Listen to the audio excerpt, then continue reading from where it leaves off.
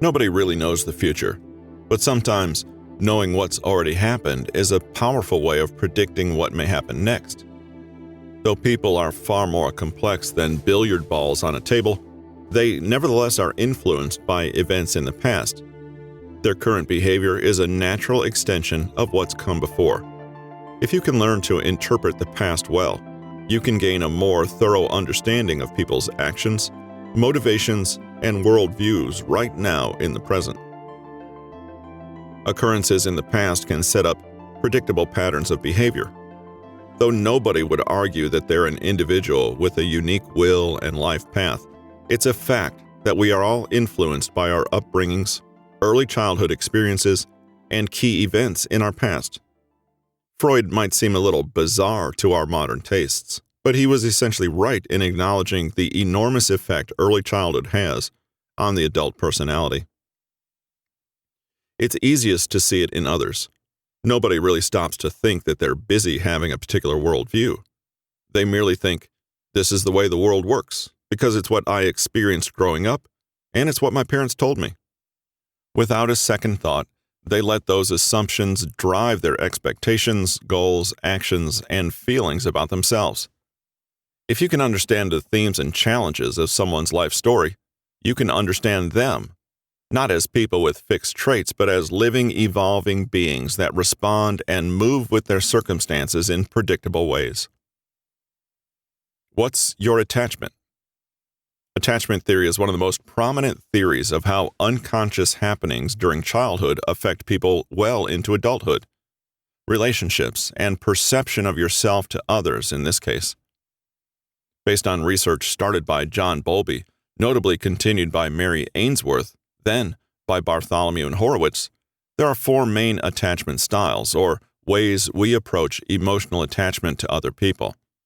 These patterns usually begin with children's relationships to their parents or caretakers and persist into adulthood, where they influence adult relationships. Our parents show us a model of how the world works, and this is for better or worse. We are helpless to abide by it unless we are made aware and actively fight against it. According to Bowlby, children are constantly assessing the presence and attentiveness of their caretaking figure. If the child perceives them to be available and supportive, he will feel loved, secure, and confident. As a result, the child will feel confident to explore and have a degree of physical and mental separation from the caretaker. This is a dynamic that will inform his relationships for the rest of his life. However, if the child perceives that the caretaking figure is distracted, unavailable, or unreliable, the child will experience anxiety and become fearful whenever the caretaker is not in his immediate vicinity. These feelings form the basis for the attachment styles, and they do persist into adulthood and influence our actions in many ways, romantic or otherwise. Eventually, 4 patterns or attachment styles became articulated: secure, anxious preoccupied, dismissive avoidant, fearful avoidant. Secure attachment. As much as we would like to think that secure attachment is the most common attachment style, it absolutely is not. And there's a reason the other 3 attachment styles have somewhat ominous names. People with secure attachment styles are emotionally balanced and have a history of warm and caring interactions that began in childhood. They don't approach people with a sense of fear. Instead, they have a strong sense of self and look for the positive in any relationship. They have a healthy range of positive and negative emotions and are less prone to emotional outbursts because they don't need to assume the worst. They may be independent or relatively dependent, but it's a conscious choice and not based on anxiety or fear. Of course, this all stems from healthy and secure interactions with their primary caretakers. Securely attached people feel comfortable with intimacy.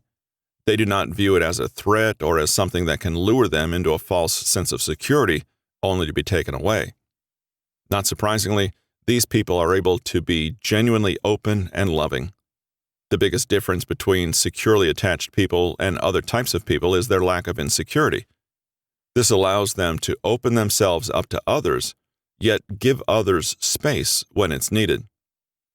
They're not jealous or possessive, and they don't have nightmares about being cheated on. They are attentive but relaxed, and generally allow independence and freedom because they don't feel they have anything to worry about. Don't make the mistake of assuming that your attachment style is automatically secure or healthy.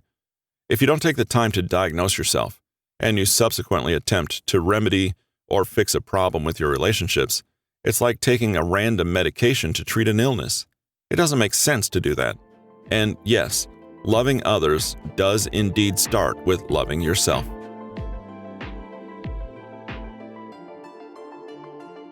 Hello, listeners. We're going to break from the episode for just a moment to bring you a word from our sponsor, Let's Get Checked. You know now about the availability and importance of the male hormone test. But Let's Get Checked has a full suite of wellness tests designed for those who want to take control of their health.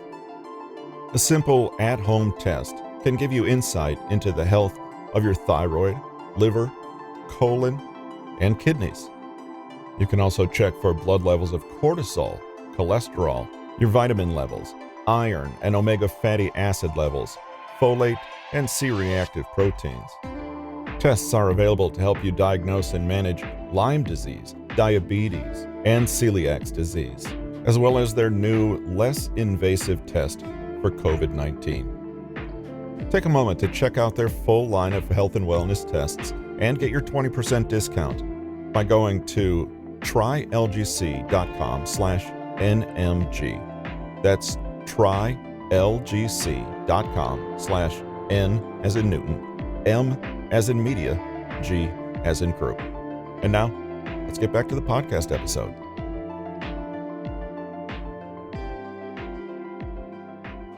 Anxious, preoccupied attachment. This is the first type of insecure attachment, and it is defined by anxiety and preoccupation with the relationship. It's important to keep in mind that all of the insecure or anxious styles of attachment spring from an absent, caretaking figure. People with this attachment style tend to fixate on whether their partner loves them as much as they love their partner. It's a constant source of anxiety for them because they can never be adequately reassured. Every small sign that could possibly be interpreted as negative is unequivocally negative to them and causes them significant mental anguish. They tend to measure this on a daily basis, which causes undue stress. At the heart of it, people with this attachment style are very insecure and don't regard themselves in a very positive light. They doubt that their partner is able to love them in a true and genuine way. There's an inferiority complex at work here, and constant validation is required in any and all forms. Their anxiety goes into remission when they are in close contact with their paramour, so they naturally want more and more. Interestingly, they focus mainly on the love they are receiving, not the love they're giving to their partner. This is a serious problem because the classic definition of love, of course, is a person giving. By many accounts, true love is measured by what you provide, what you sacrifice, and the emotional value you give to another person. This begs the question, do people with this attachment style feel true love? Or is a relationship merely a vehicle to validate their self-worth? Dismissive avoidant attachment. Dismissive avoidant people are focused on protecting their independence in their relationships, which can sound a bit like an oxymoron. They're afraid that once they get into a relationship or close friendship, they'll become saddled with duties and obligations and lose control of their life.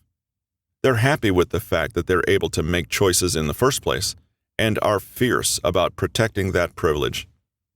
They conflate deep levels of emotional intimacy with a loss of independence and control.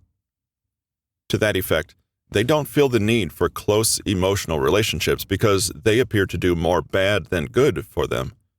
They characterize themselves as islands or lone wolves by choice. Their very predictable response is to minimize closeness. They come up with arrangements to keep people at arm's length. It's not uncommon for dismissive, avoidant people to set ground rules that prevent the relationship from truly maturing. Avoidant people take great pains to minimize true emotional closeness and thus vulnerability. It's not because they do not love the other person, but they perceive strong emotional attachment as something that will rob them of their independence. So they choose to defend themselves. They don't lack empathy, they just don't let it dictate their actions. People with this style of attachment sometimes suppress their emotions because of how independent they characterize themselves. They have a very doubtful view of relationships and close friendships, so it's unclear if you'd be able to get them into one.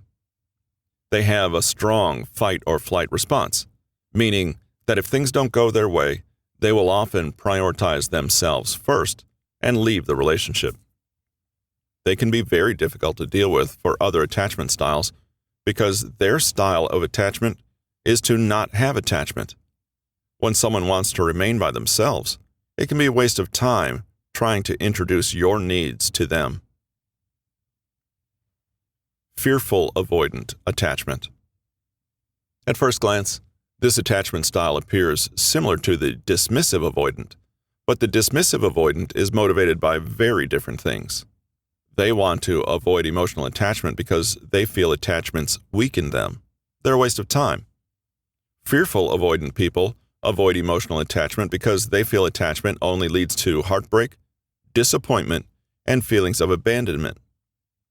Recall that these attachment styles often have their roots in childhood, so people with this attachment style may have experienced childhood traumas or abuse.